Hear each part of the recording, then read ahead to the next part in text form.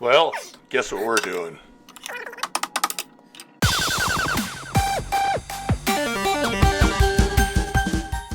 This rock back and forth. We are going to sever Frankenstein's spine to make a good bandsaw mill that I can resaw dimension lumber.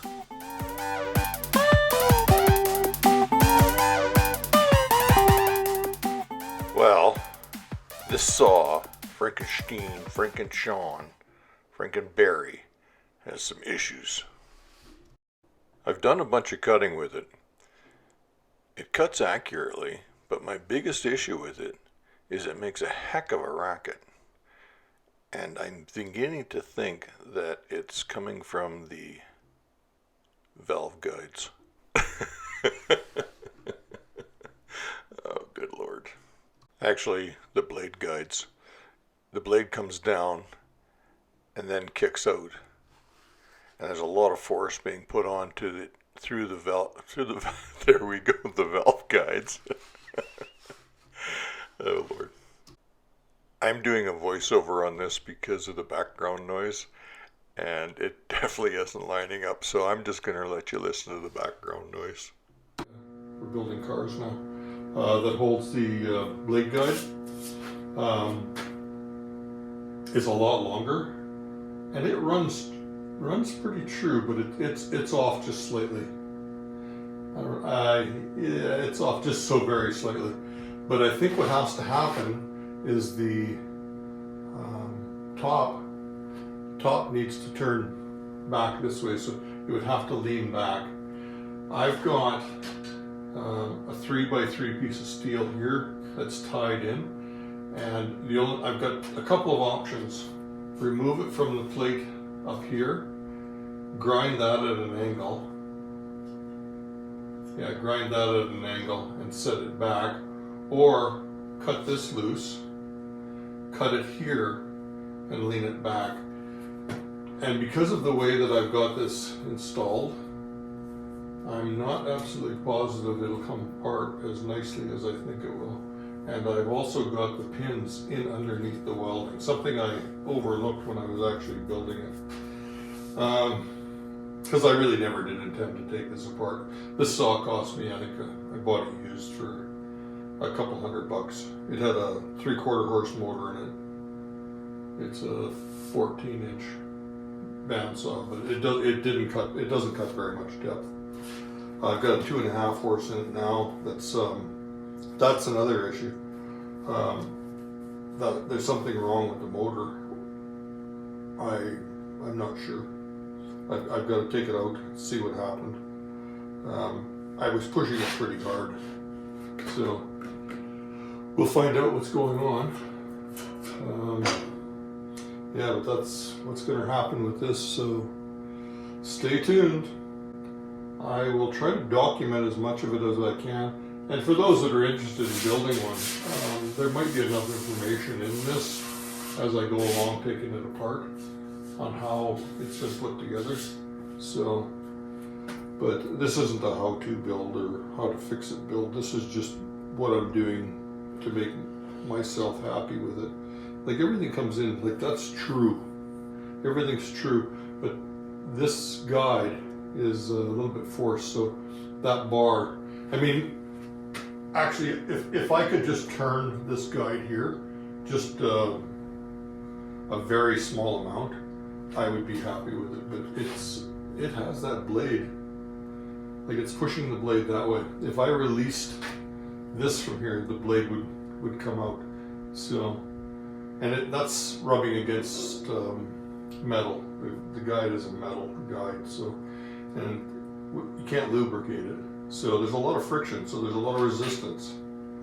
And with that, I'm stressing my motor, and it's taking a lot longer to cut than it should, especially running at the speed I'm running at. So this is a 1 tooth per inch blade, so with it running as quick as it is, it clears the sawdust fast enough, but I think this is where the problem lies, so we'll see what I can do with it. This all needs to be in line with it. I'll tighten this back up, and I guess I gotta get this into place first.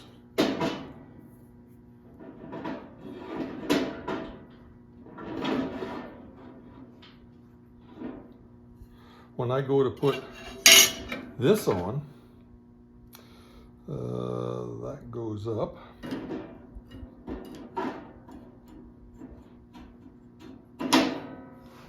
Don't want that any further than that.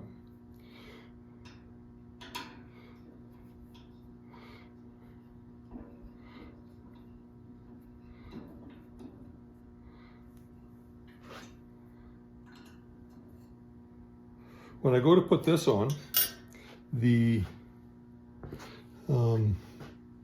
bearing right here is that way too far. That blade has to roll on this bearing, and I can't bring this bearing this way anymore. And also you'll notice this blade's not centered on the guide, so this needs to go up. I'm at least twice as high. I might be 3 times higher than I am wide. Let's just do a quick calculation.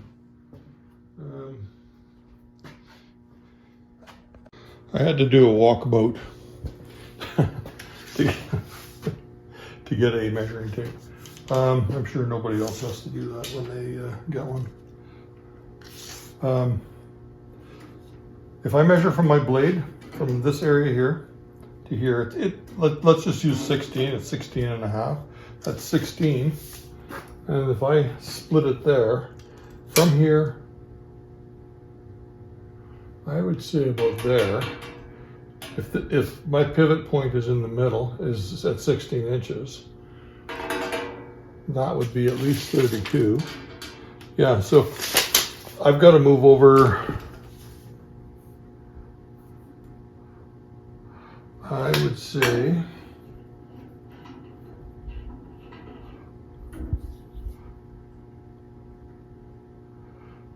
.3/16 of an inch. I'm having a thought as I'm doing this. If I cut what I need to out of here, and then take the Sawzall and cut it across this way, and then squeeze this together, and just keep cutting until that is level, or perpendicular. This is 90 degrees to the blade. I think I'll have solved the problem. So then I can pull this together. This helps me keep it lined up here. Yeah, this helps me keep it lined up here. And with it attached, I can actually just put a C-clamp from here to here and just pull it together. And once it's lined up, we've got a still stable. Frankenstein's got its backbone. Boy, Frankenstein's getting a freaking facelift or what? But it's gonna be the same old Frankenstein. Yeah, I think that'll solve the issues, and I don't need to actually remove this one because that'll pull this top over. That, I think, is the way I'm going.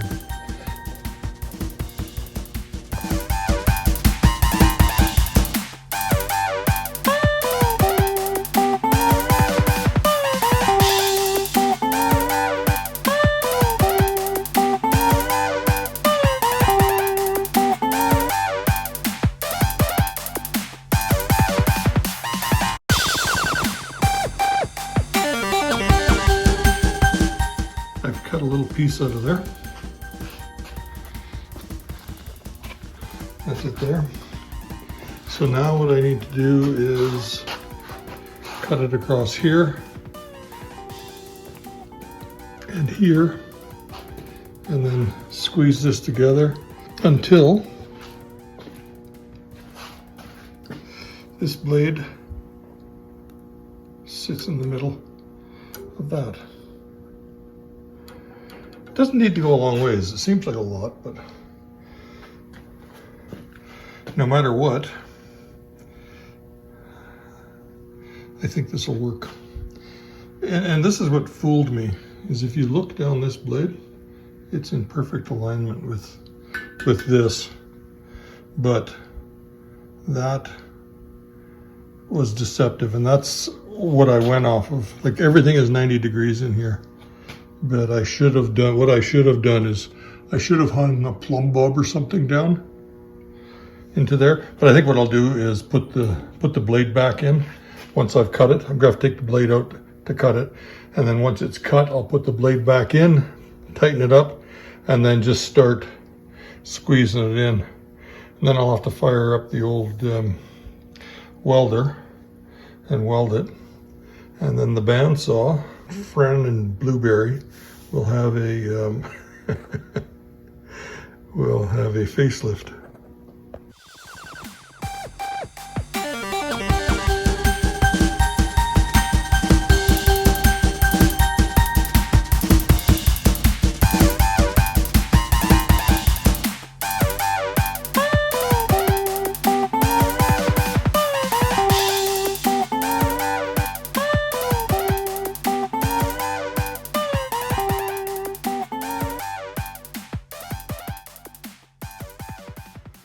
As you've seen, I've cut through.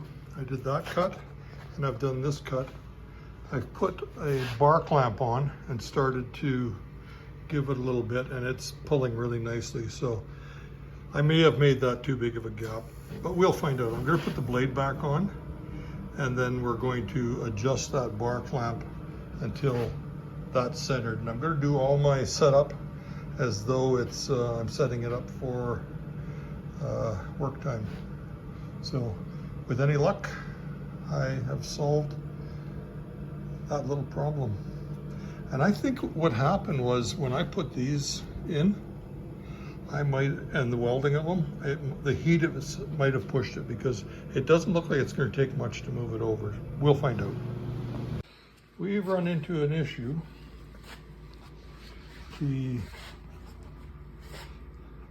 I've got lots of room there, but it's touching in here. So what I'm going to do is cut this off here, and then I can pull it in a bit more. We're getting closer. I've got about a 1/16 of an inch, and I've got at least almost 3/8 of an inch on this side. So I think we can do it. If I cut this piece here off, I think I can squeeze it in, and that's probably what I cut out is probably what will do it. And then we'll have to fill in that. We weld it.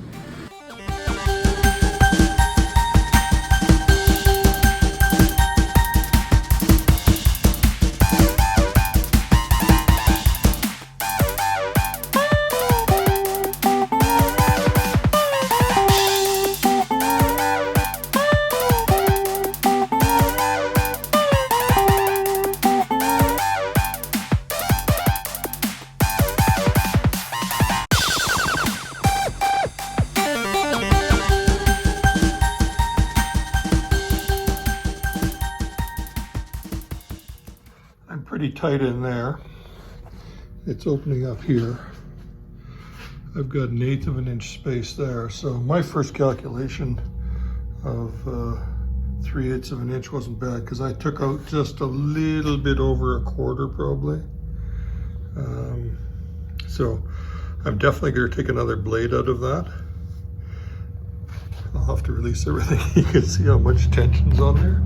This isn't distortion from the camera. I've actually bent my pipe clamp cranking on that thing. So, okay, I'm abandoning the idea of leaving the blade in to square this with the world.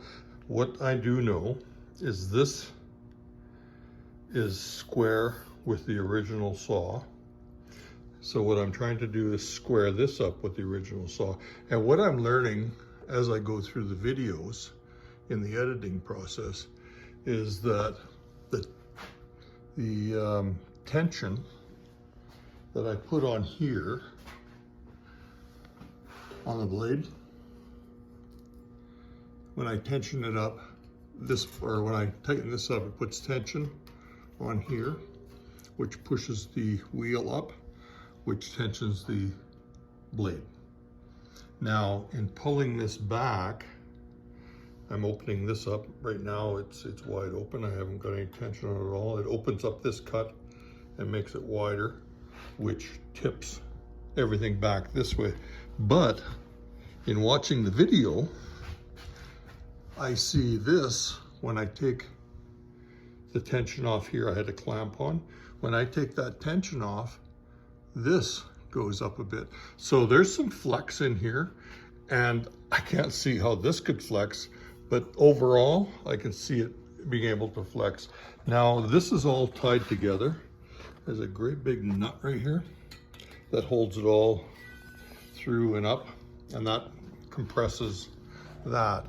So what I'm going to do is I'm going to level this table to the floor so it's level to the world. Right now it's not. And then I'm going to take my plumb bob, hang it over the wheel, let it drop down, come through here, through the center of this, and I think under tension, once I've got it in, I'm gonna drop the plumb bob to see how it looks, and then line it up with the center of that. So that center, this center, and this wheel should all be in line. And what I have presently, and actually if you look at it here, it's really out compared to that. So, but if I put tension on there, I can pull this level, but that doesn't mean it's 90 degrees. I can pull that level, but it's not necessarily 90 degrees to the table. So in doing what I'm doing will ensure that the tension I put on, it'll make this level. And I may have to go over level because I have to take into consideration the flex on the machine itself. Now, I'm wondering if when I built this, that flex is what caused this to happen. And my belief is that yes, that's probably what there's probably an amount built in, but I think I can correct it without any issues. See, with the table being out of level, you can see where that plumb bob sits. In comparison to this, it's coming straight down. So I'll level the table and we'll see how she looks. Okay, I have got myself some cedar door shims, and I'll use that to level the base. And I think it's this side has to come up. And I could probably slide it around the floor and find a level spot. But this is where I'm set up, so.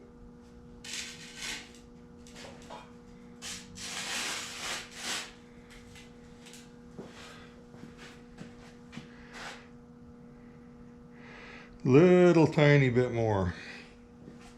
Or is that too much? That's too much. Yeah, a little bit too much.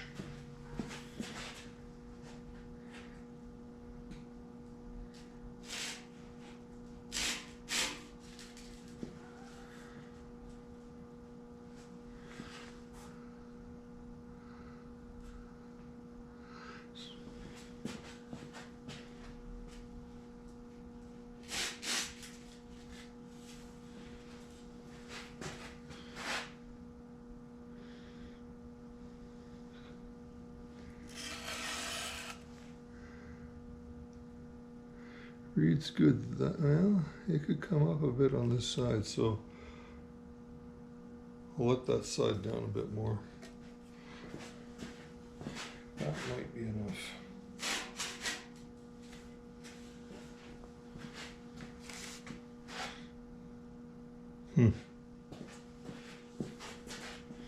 It wasn't out by much. It looked like a lot.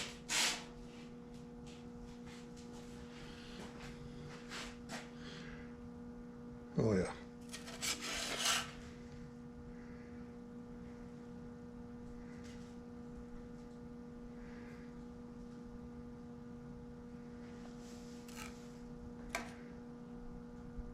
Okay, and then I got to put a little shim under this bottom corner.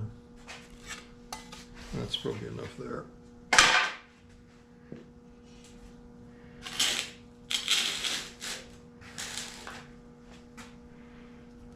Puts it up a little too high. A little too much. It might just be a sliver.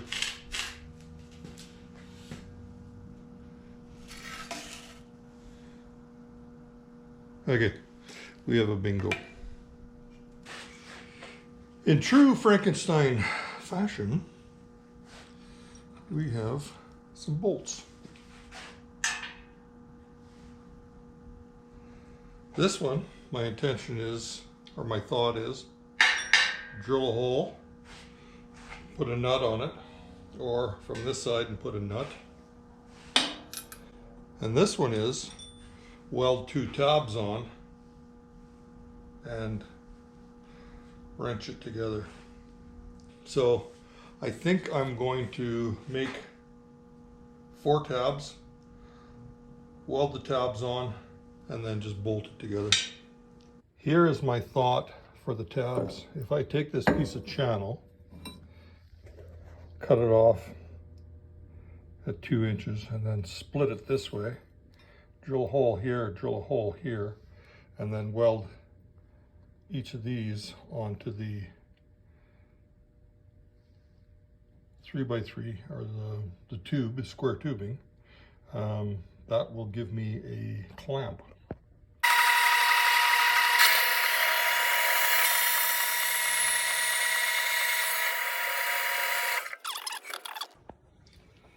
I've had the clamp, an extra piece of tube in there, because when I put pressure on this would open up. So.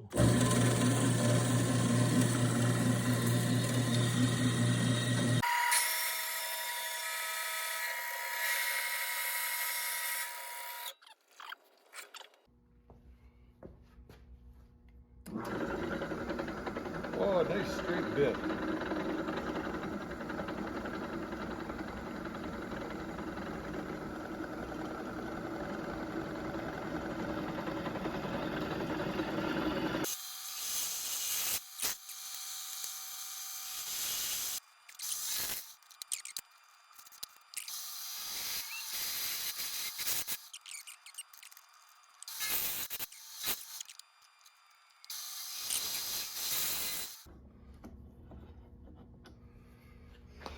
There we go.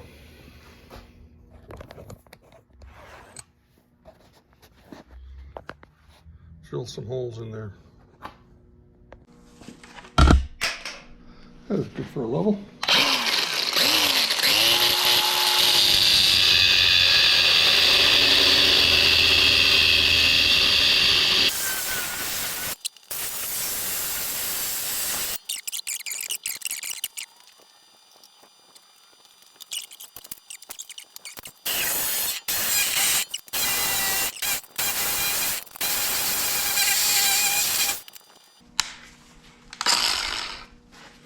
I got to clean up for the welds. I'm going to weld this onto here. So.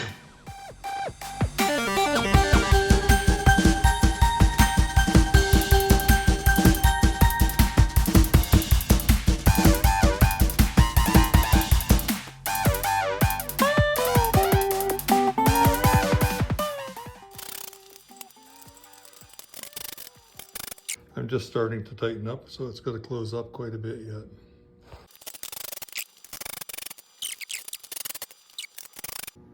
Look how much that's moved. It's completely on the other side of the, and I'm not tightened up yet. So this thing deflects a ton. So I'm going to bring it quite a bit more than what it was, and we'll see what happens.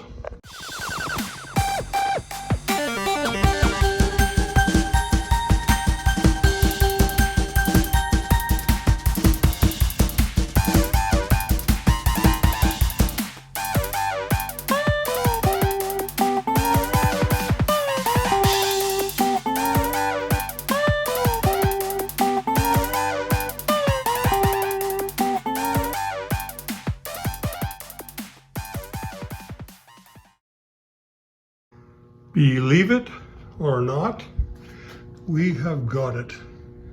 Everything lines up perfect. This runs dead center of that, barely touches the wheel. It's a marvel. And we did it all with bubble gum and a couple bolts. But Frankenstein has evolved into a working, proper resaw saw. This piece is 24 inches long, so I can resaw a pretty damn good sized piece of wood. This is my favorite part. His backbone is severed. Typical Frankenstein style.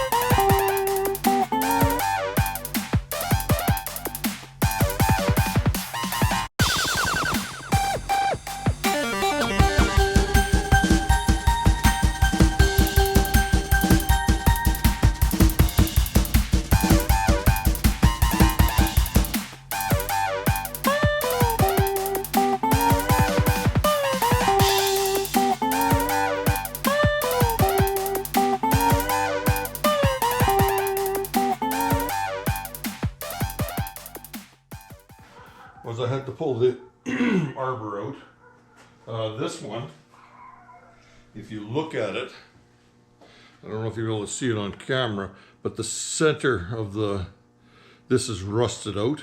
This came out of a hot tub. It's a 2.5 horsepower motor, and I had to grind it at an angle. So when you put the pulley on and you're run the motor, the pulley would just do this because it's actually sitting at an angle, because this isn't, it's got a hollow in it. Even though I ground it flat, the rest of it kind of sits odd. So I had to take the old one out, but one of the sides, the 220 side, the windings are dead on.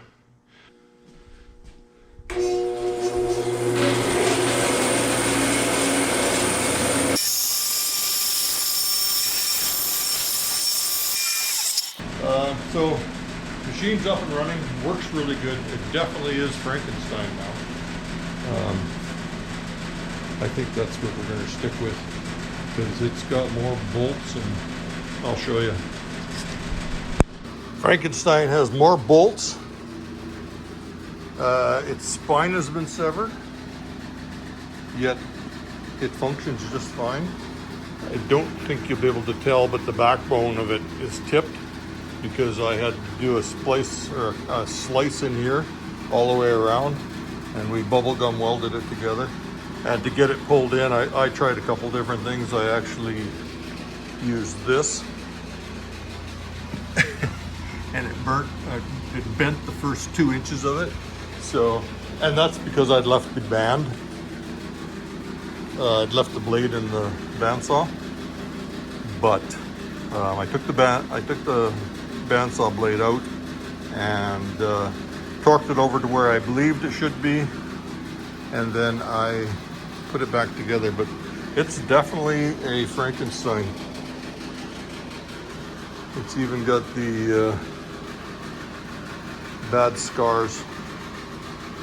So back up and running. Now I've got to get my vacuum system so that I have 220 for it as well as this saw, because I've never had to do that over in this area. I can do it in the other area because I have a 220 at this end of the shop and a 220 at the other end of the shop, so I can run everything off the other end, but my vacuum's down at this end. So my option is to move the vacuum and add another, and I'm kind of thinking that, so we'll see.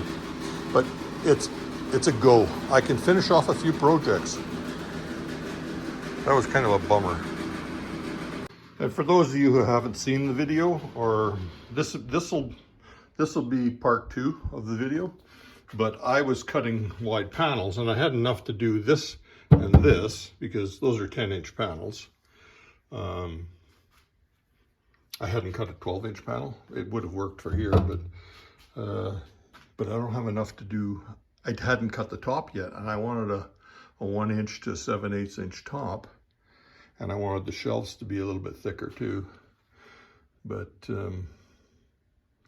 my bandsaw, Frankenstein, wouldn't allow it. So I can get onto this again.